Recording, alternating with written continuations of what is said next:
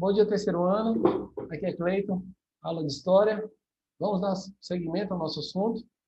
Na aula de hoje vamos estar falando sobre antecedentes da Guerra do Paraguai. Ainda, né?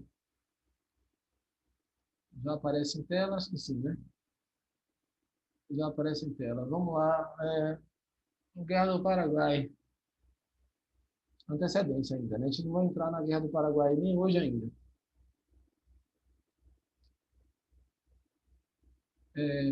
Aqui foi um resumo que eu falei, né? Antes, aqui foi a aula passada.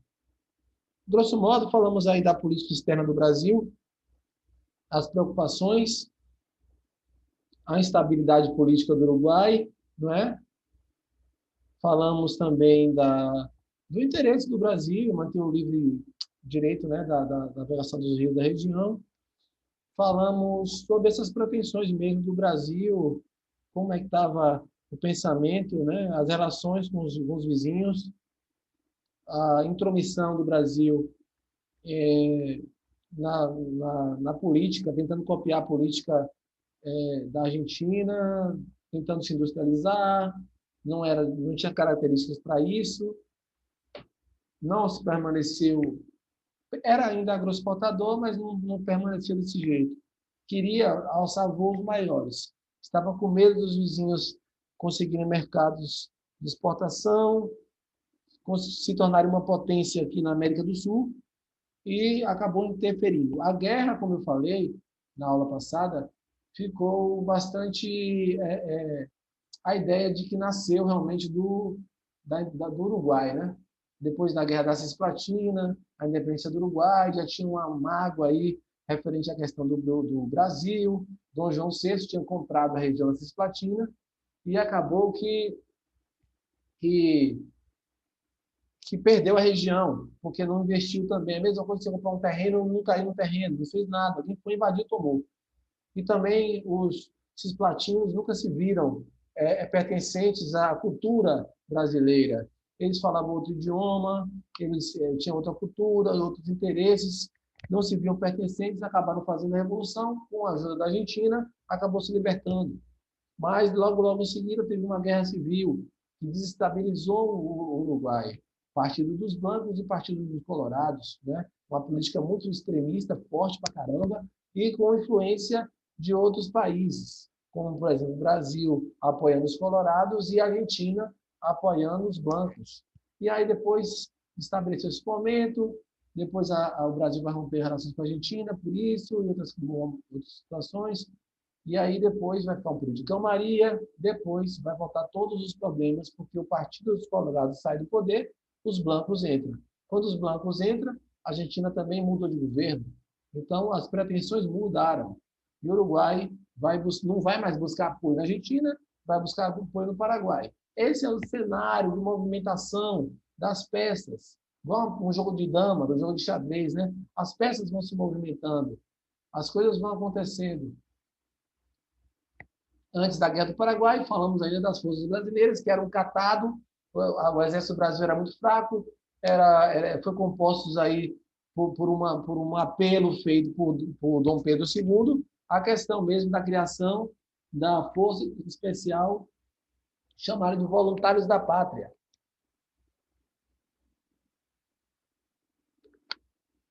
Voluntários da Pátria.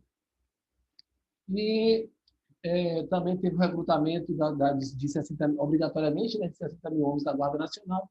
Guarda Nacional, criada com outros fins, vai mais a proteção monarca. E aí era assim, até as mulheres que participaram da guerra, participaram muito. O cenário é esse, né? Durante a guerra, isso aqui, né? Durante a guerra. Mas antes da guerra, a gente está falando antecedentes, né? Antes, as forças brasileiras, o exército era um catado. Até era uma reivindicação do exército modernizar, porque os exércitos do próprio Paraguai estavam muito à frente em termos de técnica, de treinamento, de estratégia e tudo mais, né? No Brasil, defasado nesse respeito. E querendo desafiar ainda as tropas do Paraguai, de certa forma. Há uma situação aqui na Guerra do Paraguai que o Brasil acabou se intrometendo em questões realmente que não deveria, era uma situação mesmo desastrosa, nesse ponto de vista de querer ser o que não era. Mas aí vamos falar hoje sobre a questão Christie. Esse é o assunto da aula de hoje. Questão Christie. Bom, vamos falar ainda. Faz parte da questão Christie. A questão Christie faz parte dos antecedentes da Guerra do Paraguai. Não é? Ela faz parte desse movimento aí. E era uma intromissão, porque a Inglaterra, de certa forma, a Inglaterra sempre foi próxima, né? Digamos assim, desde quando o Brasil acabou proclamando a sua independência, um dos primeiros países a reconhecer, lá um pouco atrás, né, com Dom Pedro I, essa independência foi justamente a Inglaterra também. A Inglaterra quis vislumbrar no Brasil uma possibilidade de continuar negociando seus produtos. Antes disso, antes ainda, voltando mais lá atrás no tempo, antes da independência do Brasil, as relações eram estritamente próximas entre a Inglaterra e o próprio Portugal. Um exemplo disso a gente pode falar aqui de Napoleão Bonaparte, né? O medo de morrer nas mãos de Napoleão fez com que Dom João VI fugisse para o Brasil. E só fugiu para o Brasil graças ao apoio que tinha na Inglaterra.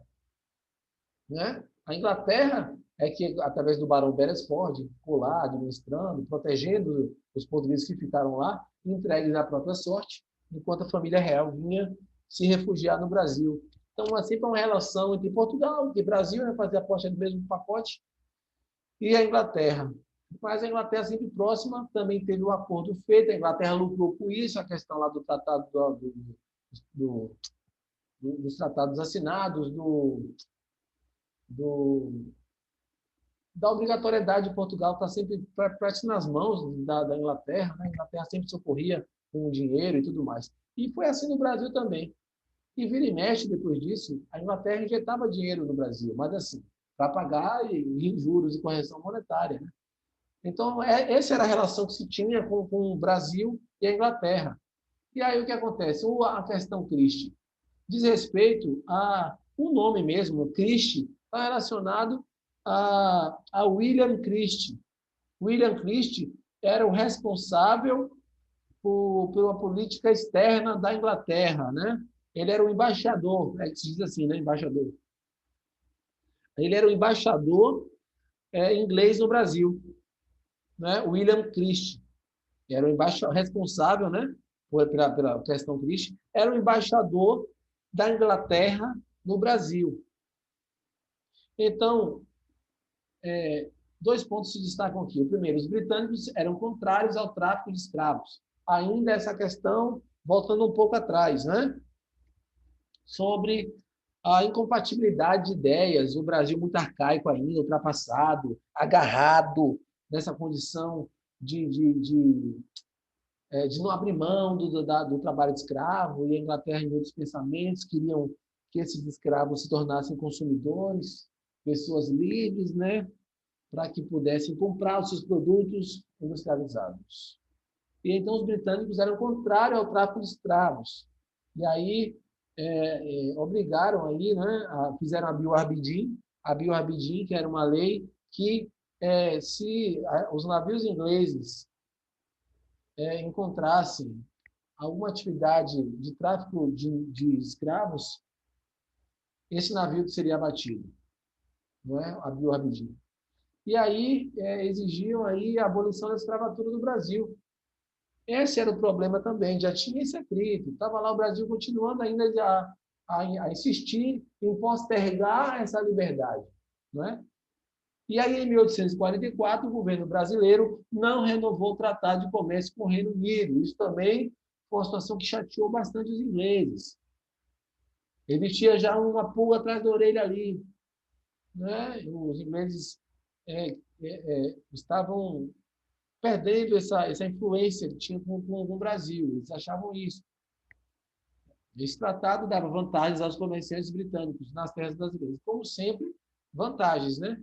Como, por exemplo, a gente pode citar aí, por exemplo, atualmente, né, contextualizar direito isso, a Ford, né? A Ford estava aqui, ficou aqui, veio para a Bahia, porque era uma competição, não é? Uma competição para ver qual estado ela viria, se ia para o Sudeste ou para cá, ou para o Rio Grande do Sul, né, na época, no ano 2001. E aí, o acordo feito pelo então governador, não, senador, Antônio Carlos Magalhães, né, fez o acordo e deixou a isenção de 10 anos. Isso atraiu o olho na questão do lucro e eles vieram para cá, se estabeleceram aqui. Passou 10 anos sem pagar. 10 anos eles pagaram, ficaram 20. Agora estão querendo, em plena pandemia, eles estão querendo cair fora. Por quê? Porque não está tendo mais vantagens. Vai procurar ter vantagem em outro lugar. E aí o jogo da boa vontade do Brasil e tudo se estabeleceu aqui, deu certo até certo momento, e para eles foi um ponto positivo. Quando não estava sendo mais, eles vão procurar outro caminho.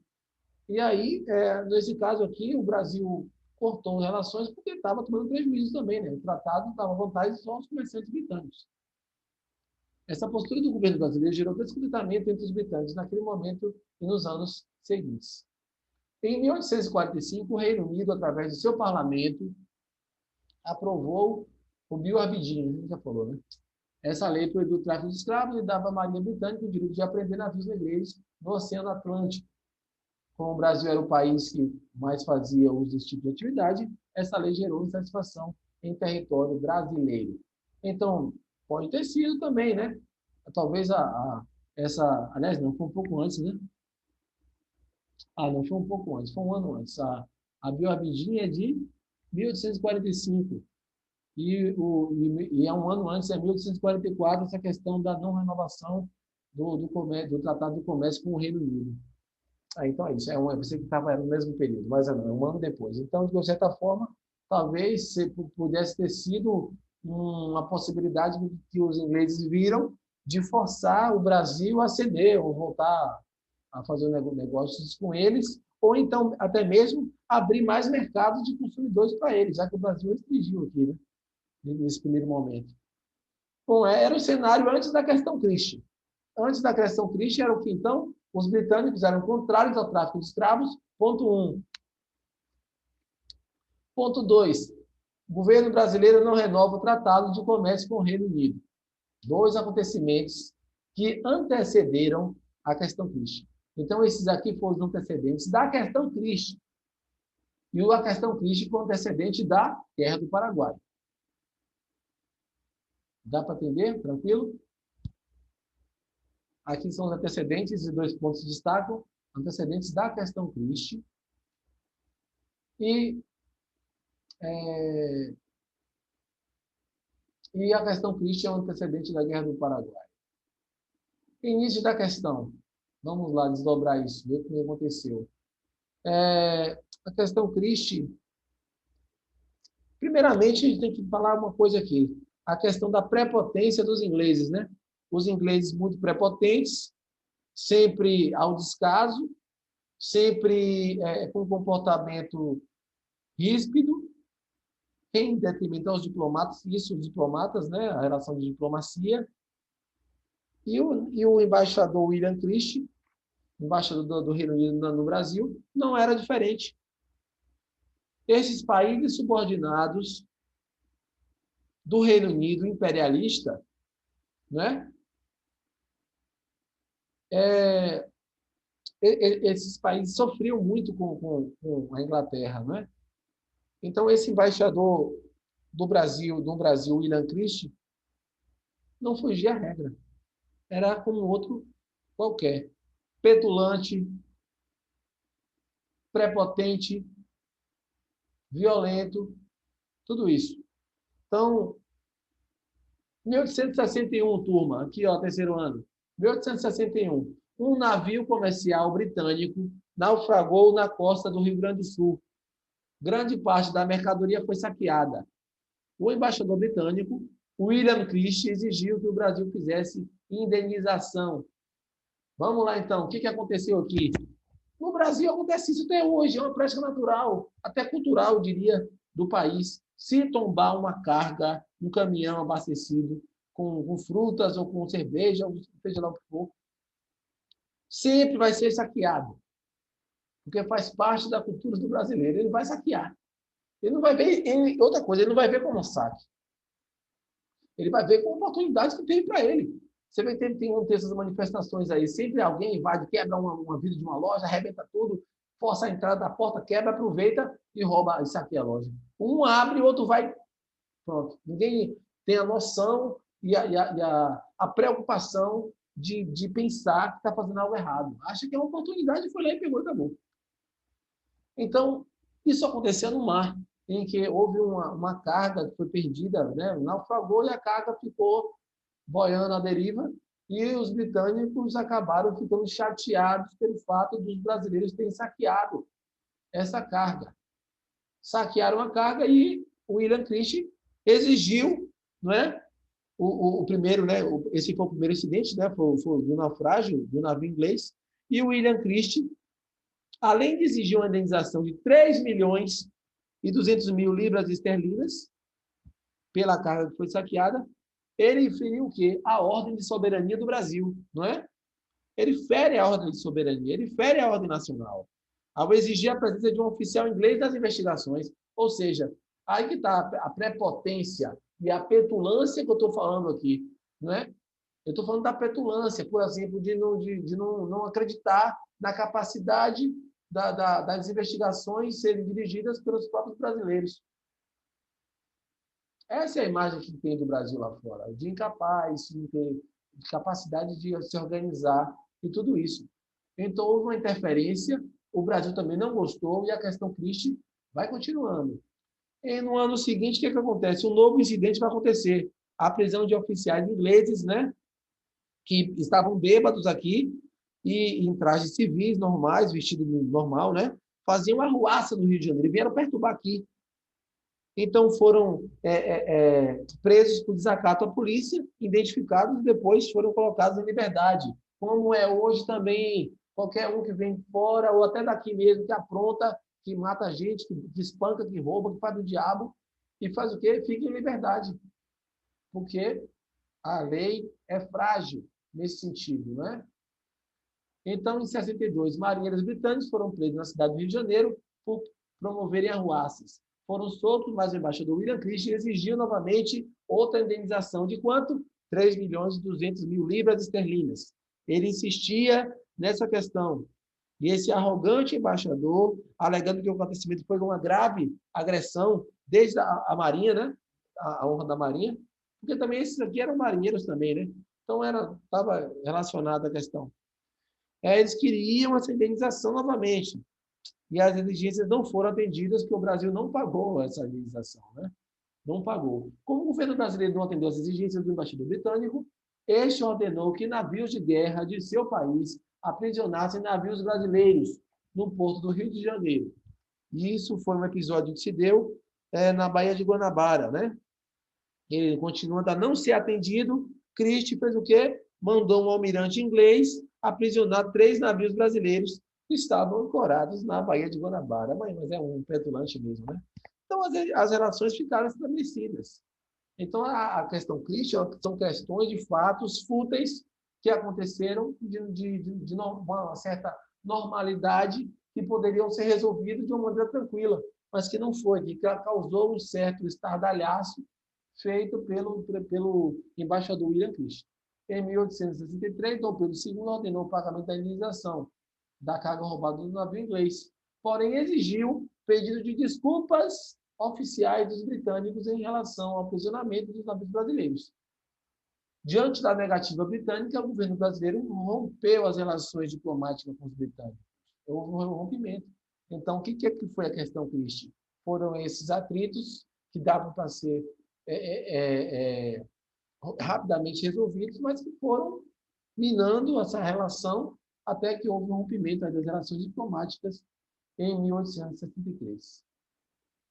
Houve uma intervenção aí de Leopoldo I, até então era Leopoldo I, né, rei da Bélgica, foi escolhido como árbitro, né, vai dar causa à guerra para o Brasil e vai ter determinado que o governo inglês deveria pedir desculpas ao governo brasileiro, né, pelas violências cometidas pelo seu embaixador. Como a Inglaterra era muito orgulhosa, não pediu desculpas, o governo brasileiro cortou as relações, continuou, e assim foi. Então, as relações diplomáticas entre Brasil e Reino Unido foram só reatadas em 1865, né? Foram relatadas aí quando o governo britânico apresentou desculpas oficiais ao governo brasileiro. Essa foi a questão Christie. Alguma questão sobre a questão Christie? Alguma dúvida aí? Pode perguntar. São todos ouvidos.